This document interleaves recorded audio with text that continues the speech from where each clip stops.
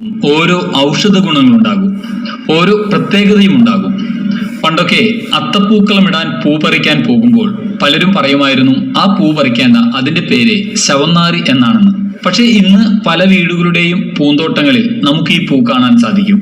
സംസ്കൃതത്തിൽ ഉഷമലരി എന്നും തമിഴിൽ നിത്യകല്യാണി എന്നും ബംഗാളിയിൽ നയൻതാര എന്നും പേരുള്ള പൂച്ചെടി നമ്മുടെ മലയാളത്തിൽ അറിയപ്പെടുന്നത് ശവന്നാറി, ശവക്കോട്ടപ്പച്ച എന്നീ പേരുകളിലാണ്.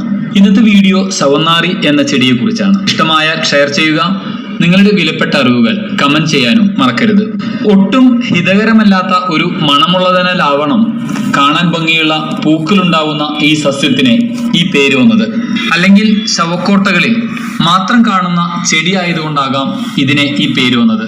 അപ്പോസൈനേസി കുടുംബത്തിൽപ്പെട്ട വിൻകറോസിയയിൽ ഇളം ചുവപ്പു നിറമുള്ള പൂക്കളും വിൻക ആൽബയിൽ വെളുത്ത പൂക്കളും ഉണ്ടാവുന്നു. നിത്യവും പുഷ്പിക്കുന്നത് കൊണ്ടാകാം സംസ്കൃതത്തിൽ നിത്യകല്യാണി, ഉഷമലരി എന്നീ പേരുകൾ ഈ സസ്യത്തിന് വന്നത്.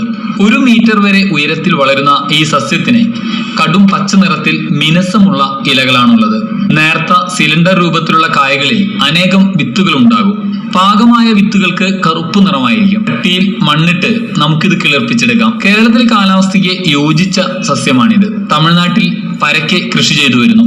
അഞ്ചിലത്തെറ്റി എന്ന പേരിലും ഇതറിയപ്പെടാറുണ്ട്.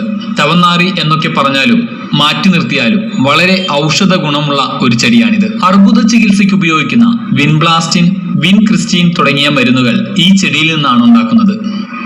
ചെടിയുടെ ഉപയോഗം രക്തത്തിലെ രക്താണുക്കളുടെ എണ്ണം കുറയ്ക്കുന്നതായി കണ്ടെത്തിയതിനെ തുടർന്നുള്ള പരീക്ഷണങ്ങളാണ് ക്യാൻസർ ചികിത്സയ്ക്ക് ഇതിന്റെ ആൽക്കലോയിഡുകൾ ഉപയോഗിക്കാമെന്ന നിഗമനത്തിൽ എത്തിച്ചേർന്നത്. ഇന്ന് വ്യാവസായിക അടിസ്ഥാനത്തിൽ മരുന്ന് നിർമ്മിച്ചു വരുന്നു. രക്തസമ്മർദ്ദവും രക്തത്തിലെ പഞ്ചസാരയും കുറയ്ക്കാൻ ഇത് ഉപയോഗിക്കുന്നു. ഇതിന്റെ ഇല ഇടിച്ചു പിഴിഞ്ഞ നീര് കഴിച്ചാൽ മൂത്രാശയ രോഗങ്ങൾ മാറിക്കിട്ടും. ചെടി ചതച്ചിട്ട തിളപ്പിച്ച വെള്ളം കുടിച്ചാൽ വയറിളക്കം, കൃമി എന്നിവ ഇല്ലാതാകും. മുറിവിൽ നിന്നുണ്ടാകുന്ന രക്തപ്രവാഹം നിർത്താനായി ഇതിന്റെ ഇല അരച്ച് വെച്ച് കെട്ടിയാൽ മതി. പ്രമേഹ ചികിത്സയ്ക്കുള്ള നാടൻ മരുന്നായും ശവന്നാറി ചെടിയുടെ ഇല ഇടിച്ചു പിഴിഞ്ഞ നീര് ഉപയോഗിക്കാറുണ്ട്. ശവന്നാറി ചെടിയുടെ ഇലകൾ പ്രമേഹത്തിനുള്ള ഉത്തമ മരുന്നായി ആയുർവേദ ആചാര്യന്മാർ വരെ നിഷ്കർഷിക്കുന്നു.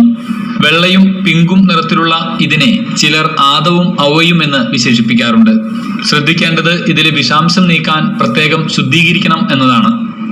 ഏത് ചികിത്സയ്ക്കും സ്വയം മുൻകൈയെടുത്ത് ഇറങ്ങും മുൻപ് വിദഗ്ധരോട് അഭിപ്രായം ചോദിക്കാൻ മടിക്കേണ്ടതില്ല. അല്ലെങ്കിൽ തീർച്ചയായും നെഗറ്റീവ് ഫലമാണ് ഉണ്ടാകുക. വിദേശ രാജ്യങ്ങളിൽ അലങ്കാര ചെടിയായും ഇത് അറിയപ്പെടുന്നുണ്ട്. മണമുള്ള പൂവിനല്ല, മണമില്ലാത്ത പൂവിനും ഗുണങ്ങളേറെയുണ്ട്. സൗന്ദര്യമുണ്ട്. മണത്തിലല്ല, ഗുണത്തിലാണ് കാര്യം.